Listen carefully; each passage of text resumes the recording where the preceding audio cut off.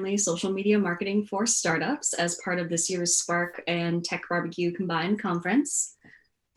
So if we can go to the next slide, we are going to start off today with some quick intros and icebreakers, then move into AmeriCare's winning strategy. And finally, I will be walking through some practical how-tos on budgeting and proving ROI. Then we'll close out our session with an open Q&A. So we can jump into intros in the next slide. My name is Kathleen Guy, and I am the campaign manager for growth marketing at Falcon.io. And I'll kick it over to my co-host, Sam. Hi, everyone. I am Sam Kelly at AmeriCares. My pronouns are she, her, and hers. And I'm also on social at I am Sam Kelly. So I have a really interesting icebreaker. We would love to hear in the chat, what is the most boring fact about yourself? So let us know. That can be what color socks you prefer, what favorite weather you enjoy. For me, I can show you. I enjoy drinking hot, actually right below hot and right above warm water. So this is actually my hot cup, and then I have a cool cup. Kathleen, what about you? I love that boring fact. My boring fact about myself is that 3 years ago, I got laser eye surgery because I was basically blind. And that on its own isn't so boring, but if you give me like an inch, I will talk about my laser eye surgery for 3 to 4 hours straight. And the people in my life have informed me that it is very boring for them. So I'm pretty happy with that one. Well, I guess if anyone hangs around stage 4 after, we can start talking about that. Awesome. Well, I see porridge every day and training myself to enjoy black coffee. Interesting. I do not drink coffee. Well, welcome everyone. Again, I am with AmeriCares. We are a global health nonprofit, and we believe in lifting up local health centers and hospitals and clinics so that they can lift up their communities. This is actually a shot from our Houston team when they responded to Hurricane Harvey, which was a Category 4.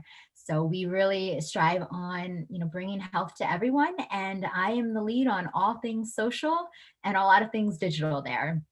So again, welcome to our space. I see we have some tea drinkers, me as well. And again, just move in and out of the space. You saw me get my glass of water. Feel free to be aggressive in the chat. If you want to ask a lot of questions, we'll answer them at the end. If you just want to be here and listen, that's fine too. So thank you to someone who is just dropped in that latest comment. Very interesting. So again, thanks again for being here. And I'm proud to introduce you to AmeriCares. And let me advance my slides. Excellent. So we know social media is all for our audience. And we have to realize that before we even really think about trying to reach what that audience might be, we have to find ourselves. And I mean that on both a personal and professional level, individually, as well as your brand, because you will benefit from a strong foundation, knowing what's your kryptonite and what's your jet fuel. Because some people might think that having a limited budget is a kryptonite, but I say we make it your jet fuel. And we have to realize that we don't know what we're capable of until we have that opportunity. And I'd like you to keep this in mind as we're in the space together today. So again, once we know ourselves, we really have to develop that brand foundation, and we have to start to craft how we want others to perceive our brand. That includes knowing our brand morality, right? What we stand for, what are our core values, our mission, our vision, everything from desired culture to why we're on each platform and when we adapt to join new platforms. So really evaluating that brand morality first. And a good example is with Roi Spence's book, It's Not What You Sell, It's What You Stand For. And this is one of my favorite books. I would love to hear in the chat if you guys are reading something in particular that has sparked you in this brand discovery, startup, and or social media journey. Again, that is It's Not What You Stand For, or It's Not What You Sell, It's What You Stand For by Roi Spence. So this is an example of one of our Giving Tuesday ads. And this really wants to focus on the idea that we're not here to make our customers confused. For us, that's our donors. We are here to bring them clarity, always clarity over confusion. So in this example, you can see that we have used americares.org/GTN, which stands for Giving Tuesday Now. And that is what is called a vanity URL. So instead of sending them to a long link or a long UTM link, which Kathleen will go into after, we've applied two vanity URLs in this ad, both within the ad copy and then in the ad structure itself, right above and below that photo.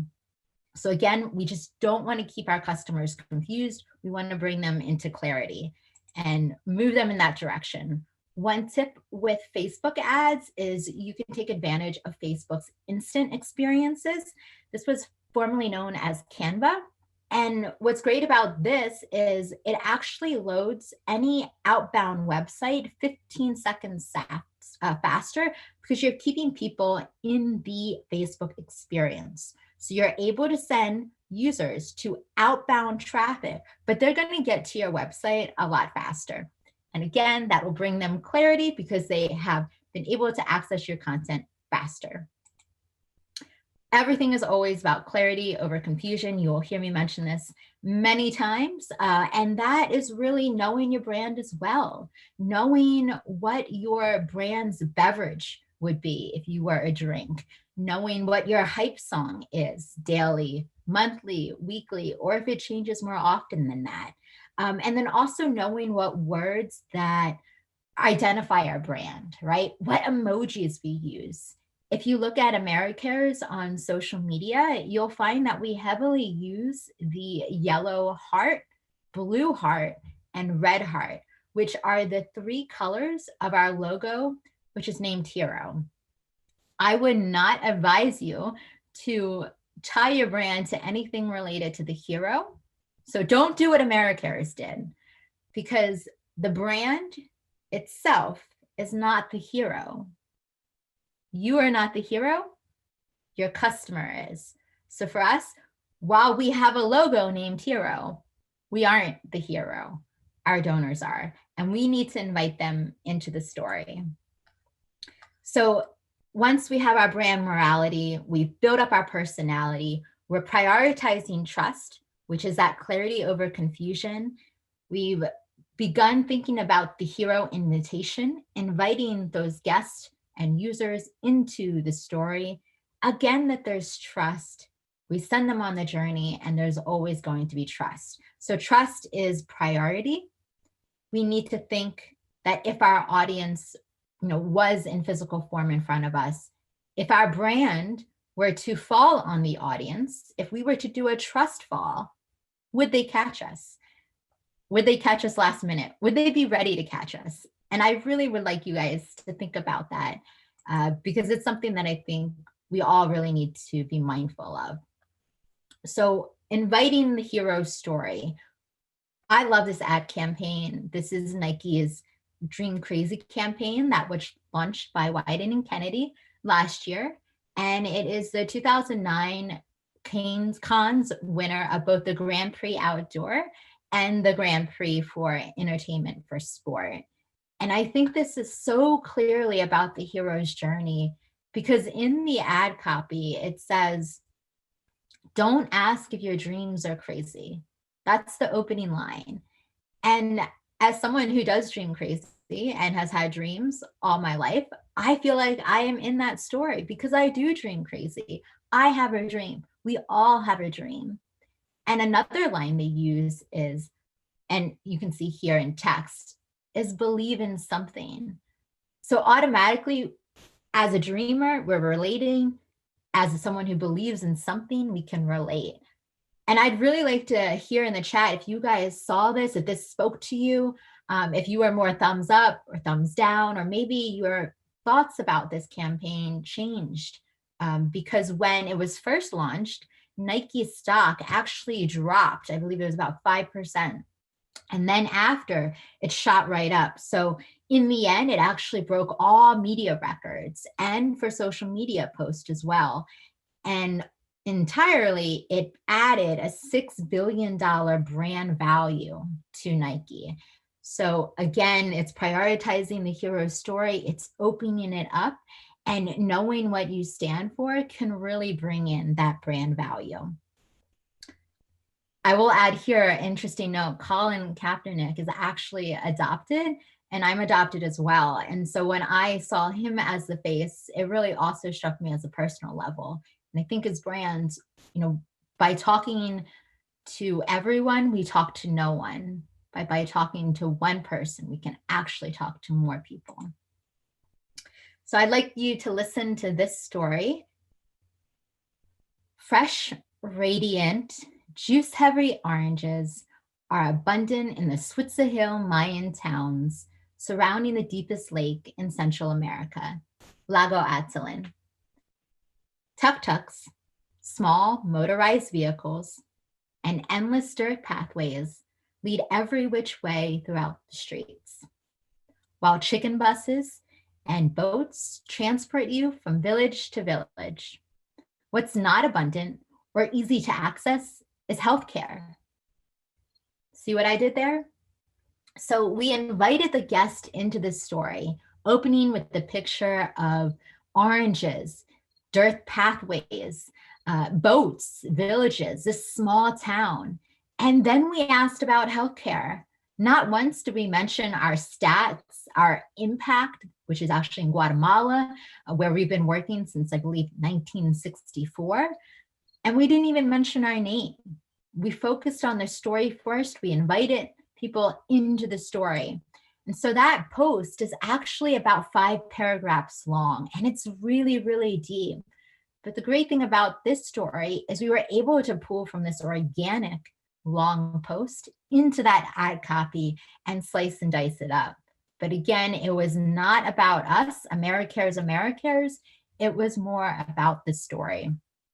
And so this post actually reached over 3,000 people, and we had 182 organic engagements. So again, realize what works on the organic side, pull from that, A/B test on organic, and pull on that into your ad copy, prioritizing your guest first and not making yourself the hero. So when your budget is tight, we have to listen harder and more intently. We have to listen so that others will speak. And so when we speak, others will listen. Listen and respond. As we create our foundation and invite these guests into our story, trust is number one. If our audience doesn't trust us, nothing else matters. The brand morality, personality, core values, the invitation to join the story, nothing matters if the trust isn't there. And one way we can build trust is with transparency, because the truth really can set us free. Maya Angelou said, at the end of the day, people won't remember what you said or did. They will remember how you made them feel. And we need to gain the trust of our audiences by offering communities that are safe and have a feeling of belonging. And if you feel like you belong and you have that trust, you're more likely to stay, whether that is on someone's landing page, whether you are at someone's house, or if you are in the checkout experience and about to put in your credit card. We always have to build trust. And I think that's evidently clear with the pandemic, but we also must be mindful of the mental health needs and the psychological needs, not only of our audience, but of the greater community as well. As content creators, I believe strongly that we have a moral responsibility to make our content accessible to all. We have to bring that feeling of trust so people remember how we made them feel. So as humans, we must respect those that are neurodiverse and have disabilities. I believe we have a great responsibility to make strides that move away from language that may cater to ableism or saneism. And if those are new words to you, I'd love to hear that in the chat. Ableism and saneism, because they have been inherently part of my experience as a human. Ableism, as defined by the Chicago US-based nonprofit called Access Living, defines ableism as discrimination of and social prejudice against people with disabilities based on the belief that typical abilities are superior. And saneism, as defined by the Journal of Ethics, says that it's an irrational prejudice against people with mental illness and is of the same quality and character of other traditional prejudices such as racism, sexism, homophobia, and ethnic bigotry that cause and or are reflected in prevailing social attitudes. And this comes back to Maya Angelou's quote that at the end of the day, people won't remember what we said or did. They won't remember those ads. They won't remember even maybe that really long organic piece or one post that maybe went viral. They will remember the feeling that it gave to them. And I believe this is really, really important as we look at our responsibility as content creators. And what's great about this is we can stand out by not only truly caring for our audience, and it's the right thing to do, but the American Institutes for Research study on hidden markets in April 2018 found that discretionary income for the working age people with disabilities is about $21 billion, which is greater than that of the African American and Hispanic market segments combined. So by designing and creating content that's accessible to all or to the 1%, we're actually creating content that's available to the 99. So it costs $0 to be ethical and increase the reach. And then when you're ready to spend that limited budget, it can go that much further. Whoops, I think I've closed it down, but we'll start again because I actually clicked on the slide. There we go. So 3 quick ways to get your social media more accessible. One is using alt tags. So this is for someone who might use a screen reader or go from the text to speech experience. Describing visuals is really helpful because sometimes those visuals don't load. So if you're on Instagram, this is possible, as well as the other platforms. But I would encourage you to do this on Instagram because it's often thought of as the added bonus or something you do after you post it. But thinking about how you describe that photo as you post will actually help you in creating the content about that post. Another, number 2 would be closed captioning and thinking of our audio experience. So we know that many videos play on social silently. And so having that caption is great. But closed captioning is always preferred because closed captioning allows the viewer to turn the captions on and off, and those captions are accessible to someone who uses assistive technology. So again, closed captioning is we have the ability to turn it on or off. Open captioning is where it's burned in on the video. Always try to choose open caption or closed captioning over open captioning. And then hashtags.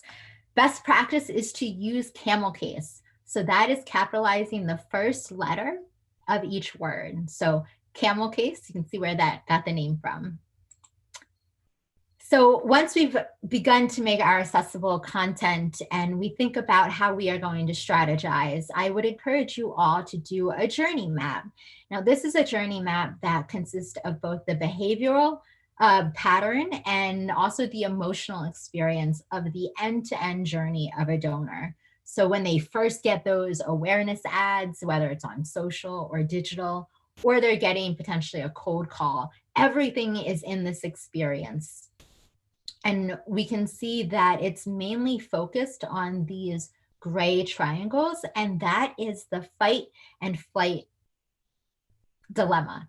So obviously the customer is going to have that as they go all the way through the experience, but the major fight and flight is when they're thinking about that initial conversion, because that's the feeling. Either they're feeling good, and I would beg to argue that they know at that time that this is either going to be a one-time gift, or I already have a lot of confidence in this brand. I'm going to stick around. So again, I would challenge you to think about not only their thoughts, their feelings, their behaviors, both on while they're receiving content on organic and paid, but how that all ladders up into creating someone who's going to be a brand champion for you.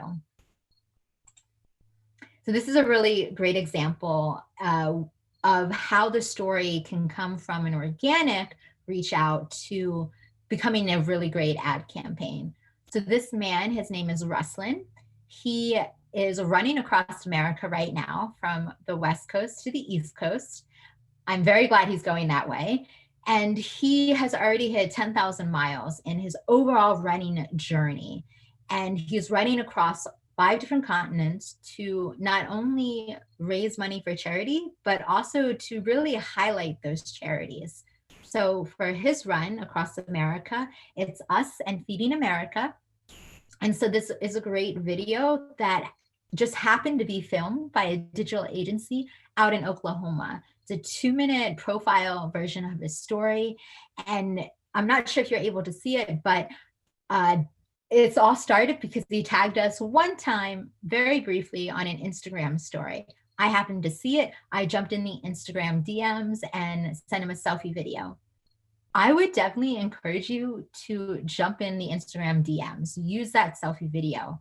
For me, it's easier than trying to think out what I'm going to say and type it out. I can just have my America shirt on, jump right in, humanize the brand, and really connect with someone. And I believe it's the prioritizing conversations over connections that I really want to hone in on, because we can have a connection. You and I, we have a connection right now. Kathleen and I, and having a connection. But what I really look forward to is our conversations, because the conversations are going to drive that ultimate connection. If I keep on having great conversations with you, that's actually strengthening the connection. But if I have a good connection with you, that doesn't necessarily mean that we're having conversations. And I'd rather have that conversation. So actually, a couple of days ago, I got off the phone with Ruslan. His birthday was on Wednesday. And so now we're going to be starting not only an ad campaign, but we're also going to be sharing his story organically and getting that shared by Feeding America, particularly at the end of the month when he's reached New York and has completed his journey. Another campaign I'd like to tell you about quickly is our Thanksgiving campaign, which kicks off the giving season.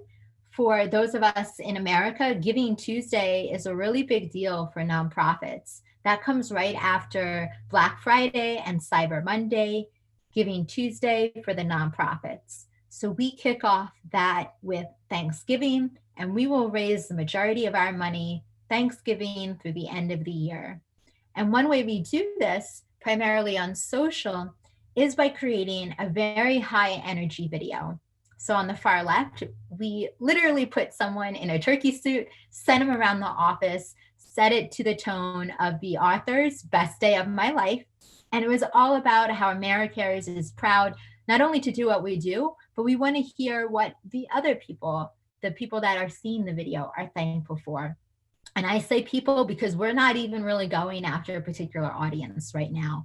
We are just trying to get anyone and everyone to click on that video, either anywhere on the ad, whether to leave a comment, whether to hit like or share, or just watch it for 3 seconds. We are selfish. We want any kind of engagement on that video. Then as we move from left to right with the next 3 ads, we become more defined in creating our target audiences. So with the second ad, we've gone out with the ask to pledge. So we haven't even done the hard ask yet. We're asking them to pledge. They've already engaged with the turkey video. Now we're asking them for a future pledge of money. And then finally, in the third ad, you can see we're finally asking for the money. And we don't want them to miss out on a match. And that's an 8 times match. So they're not just giving one time or having that match twice. meaning if I give $1, it'll be matched $1. We're actually going all the way up to 8 times. And then on the far right, you'll see we go up to 9 times. So that was a special match for a special hour. And this can relate potentially to your brand if you know you only want to hit soccer moms from a certain time after school, or maybe while they're waiting in the mornings, as after they dropped off their kid and they're waiting to get coffee. So this is only possible by thinking about the whole journey, prioritizing trust, and bringing clarity over confusion. I'm excited to turn it over to Kathleen. She's going to dive in a little bit more.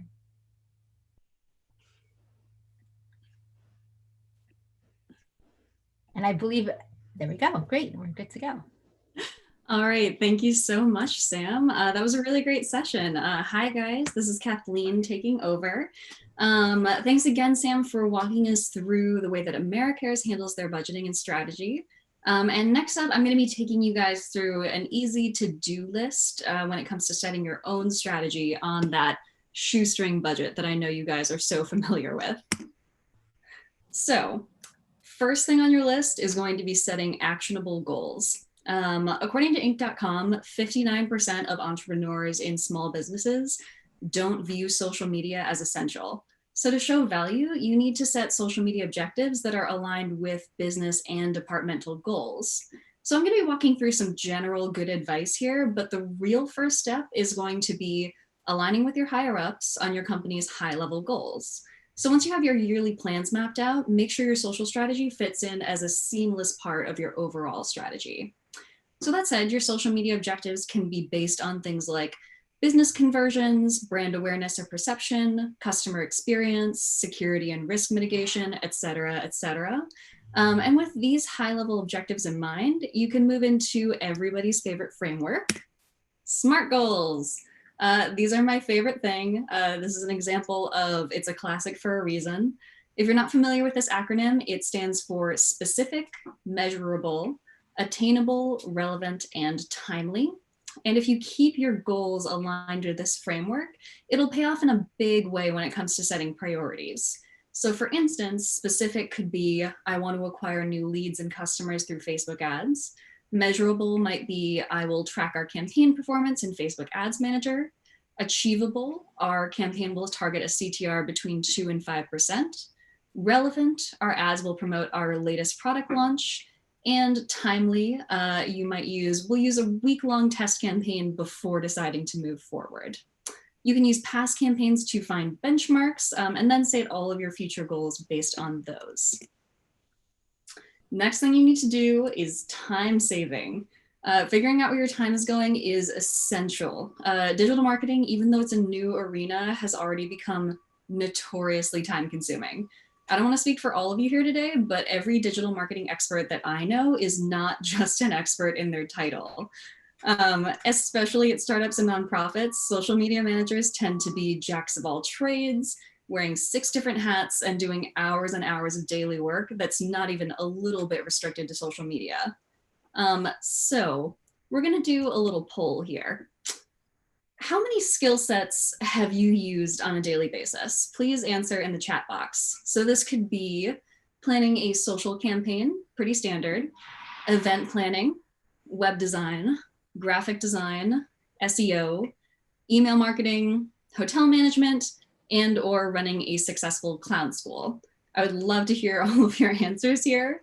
With all these different responsibilities, it's really vital for us to know where our time is going every day. You could be spending all of your work time on really high priority tasks, but if you don't know exactly how much time, it's really easy to let other important tasks sort of slip through the cracks.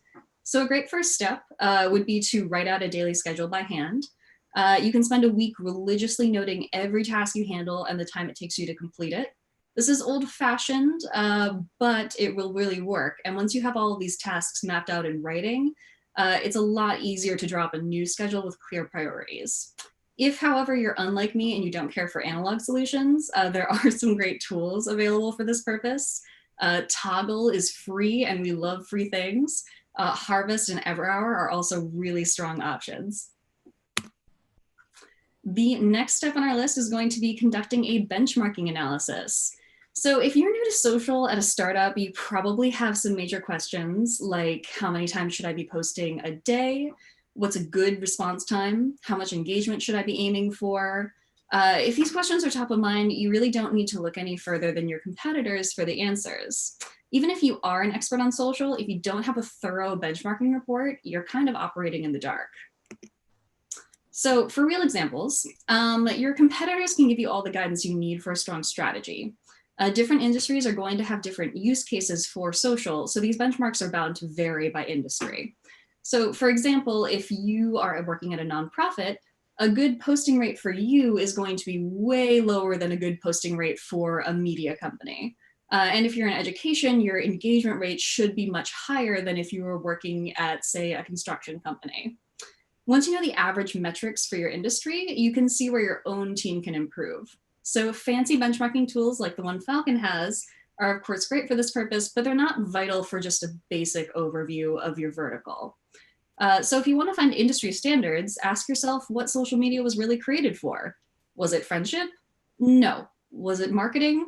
Also no. Was it stalking? Yes, emphatically yes. Stalk your little heart out and figure out your competition's average KPIs just by checking out their feeds or by using free tools that are available like Twitter's TweetDeck. Next up is A/B testing. The first rule of a good strategy is to test everything, including your tests. You should be running A/B testing on pretty much every piece of copy and graphic design that you use, from ads to email subjects to post visuals. Running these small scale test campaigns before you invest big on ads will pay off in the long run, and it'll prove to your boss that you're spending responsibly. First off, Facebook allows you to set a campaign budget that adheres to specific dollar amounts. That'll keep you from spending crazy amounts of money while also optimizing your campaigns for engagement. Another thing you can test out if you haven't tried it before is micro-influencers. You can boost your Instagram engagement at a bargain by spending around $200 on an influencer with a fairly small targeted following. And that can serve as a stepping stone to larger scale influencer outreach if you want to pursue that path. Now that we have our strategy running, we need to track the most important metrics. So you need social media metrics to determine whether you're achieving objectives and meeting all of your goals. The metrics you need totally depend on the goals that you've laid out in step 1, but the heavy hitters are things like reach, audience engagement, site traffic, leads generated, etc. Probably terms that you're all very familiar with. But the right ones to use are really up to you. When making that call, you just need to ask these big questions. Does it align with my objectives? Does this help me make decisions? And can I measure this metric effectively? And then once you have those set up, you need to start reporting on your own budget, the scariest subject in this list. You need to know how much these big things cost to be clear on the scope of your investment in social media to determine if you're getting a good return. So the biggest areas of spend are going to be 1, content creation.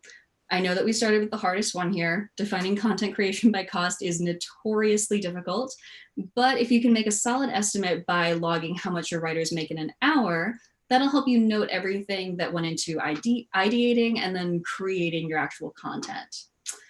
The second one is going to be time spent by employees responsible for social media. For this one, you just need to refer to step 2 because time really is money.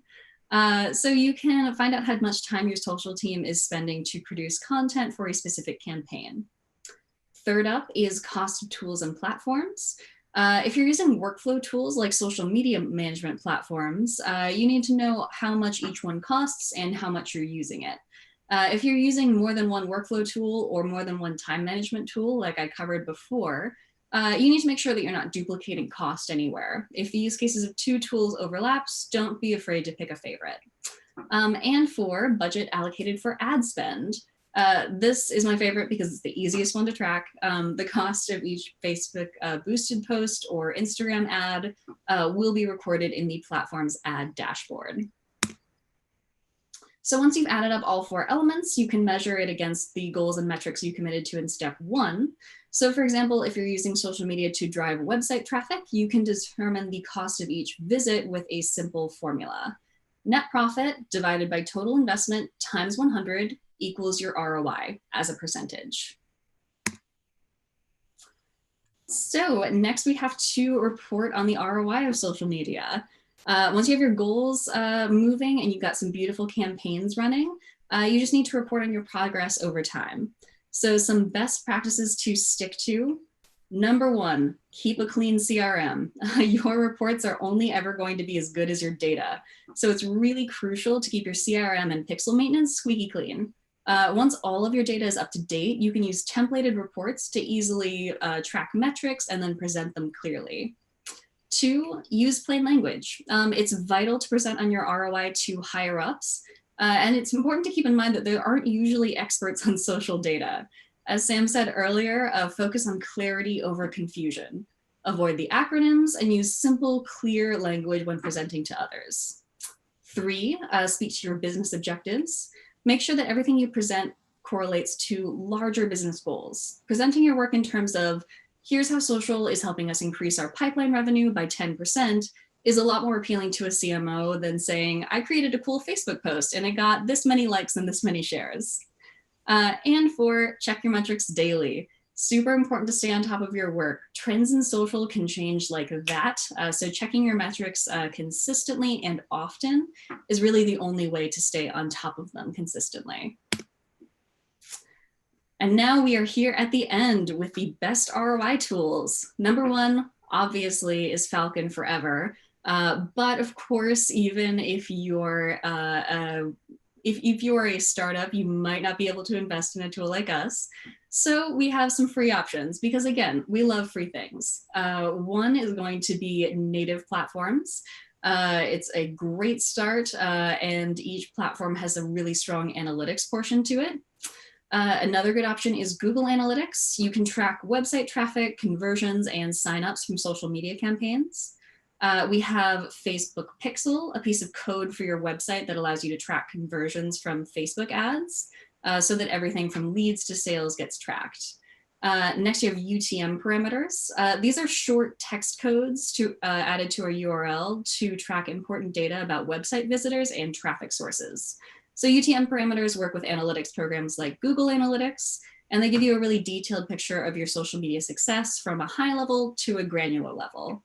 And then, of course, even if you do have a pretty tight budget for tools, Falcon does have an essential option for small businesses.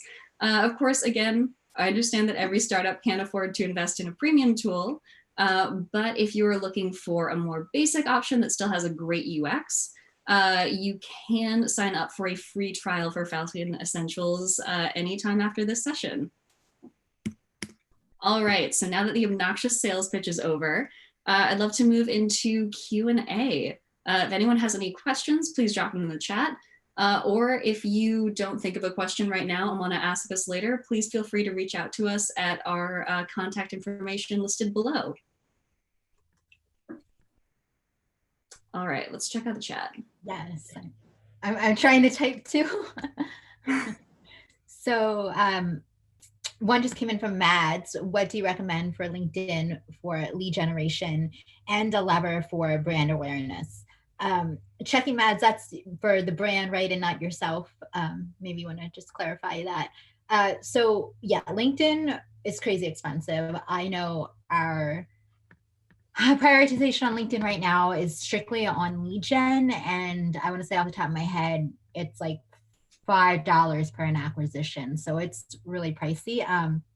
I would actually recommend, this is a strategy that we're pivoting to, is to start promoting our C-suite as thought leaders. So for example, we have a VP who just started and he has the 4,000 followers on LinkedIn. He's never done any work really to obtain that. So he didn't have anyone helping him do some automations, which I can drop, which I can drop on the page. But I would say, actually for us, like I said, we're pivoting away from the company page. We are prioritizing our VPs, our C-suite, our leadership team, because we shared his press release announcing that he was a new leadership team member, and we got crazy engagement on his post. So it got I want to say almost 200 comments on his personal LinkedIn. So for us, for brand pivoting away from the company page and actually leading, promoting these leaders as thought leaders is the best thing. But if you send me a tweet, I can follow up with any more ideas that come to top of mind. And Kathleen, do you know, I believe the session will be available for playback. So I believe so too. I saw a request to share the slide deck, and I would be more than happy. Sam and I worked hard on these slides. We definitely want to spread them far and wide. yes. Kathleen, I'm curious for yourself. What is like a brand that you're looking at right now that you feel is doing social ads really well? That's a great question. One of my very favorites on social is Glossier, the makeup brand. They're like this very trendy millennial makeup brand based in New York, for anyone who hasn't heard of them. And they do a great job in terms of Instagram ads because they have a great balance of actual salesy ad pitches that do a great job of leading or generating leads for their company. But then balancing that out with a ton of community posts from their users. So like they post lots and lots of user generated content of people actually using their products and being excited about them. So I think that's a really great way to spread your messaging and make sure that like you're engaging with your community by sort of promoting them so almost as models in part of your ads. Yeah, always user generated content. We have another question about how you would go about estimating a budget for a social media for a startup before launch. So I can start to answer that a little bit. Shoot. Because Americas, we approach our social budget essentially in two ways. So we have a very aggressive ad spend with an agency. And then we also have our in-house more budget that I manage. And primarily we are doing our spends in times of disaster. So for the wildfires, we started doing ads, but we actually have to kind of work backwards because we've already committed to our programs and emergency responders to commit 25 or $2.5 million to respond. And so for us, it kind of depends on like how long we know that response is going to be, because if it's going to be like a Hurricane Harvey 5-year response, then we know that we have a certain like threshold that we have to reach. And we do that in partnership with our development team. So I would say first step with estimating, I would say go low. Because then as you proceed through the campaign and you see your numbers are low, then you can ask for more. As opposed to over asking, then it almost looks like you weren't really mindful maybe in that ad setup. Kathleen, do you have anything to add on that? I think that's great, really great advice. Only thing I would add is, again, it does depend on what kind of industry you're in. So I would do some industry or some research on industry standards, the same way you would do competitor benchmarking. You can look up a few like lists of average ad spend in whichever vertical you're in. And then that way you can base your requests on what you know is pretty reasonable, at least for other companies that are in your space. Yeah, I'm just going to drop in the chat. Ad Espresso is something that I look at a lot, and it is basically a huge bank and breakdown of a lot of ads in different industries. So I'm just going to make sure I spell it right. And it's by Hootsuite, but just disregard that part.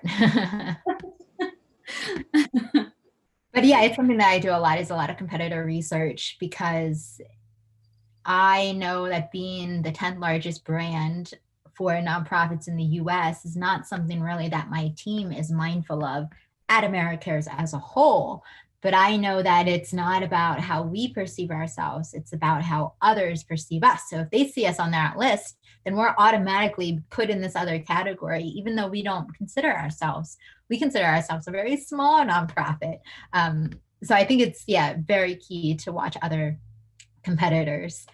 Just want to quickly see if we had others. Scrolling through, I saw a question above that I'm curious your answer for, Sam. Someone was asking about do's and don'ts on social. Do you have any pet peeves that you see with brands posting on social media? Anything that always gets you? Oh, Well, aside from accessibility issues, I think when they're just not mindful of the current climate. So like how fast the brands, certain brands pulled ads when COVID-19 became more of a very serious and medical and global health threat, was really surprising. I would say also with ads that are event related, sometimes they will set that campaign to end like 11:59 that night, but actually the event might have been not only earlier in the day, but I think too when they're thinking of time zones they might get confused because it might have been a whole day before. So just be mindful that you shut down your ads after you need them shut down, but also going back and double checking, because if they, I'm thinking of one particular brand that does community, or excuse me, community management and Facebook ads. They had an masterclass ads training, but their event had already passed. So I'm saying, how can you be masters if you are literally going against this, like practice number one? Yeah, it's little things like that. I completely agree. Timing is everything on social. And yeah, with that said, we are at 10:45. So it is time to hand this back over to our host at Tech Barbecue. But this has been so fun. I really enjoyed doing this session. And I hope that it was helpful for everybody who joined. Yes. Thank you, everyone. Thanks, everyone.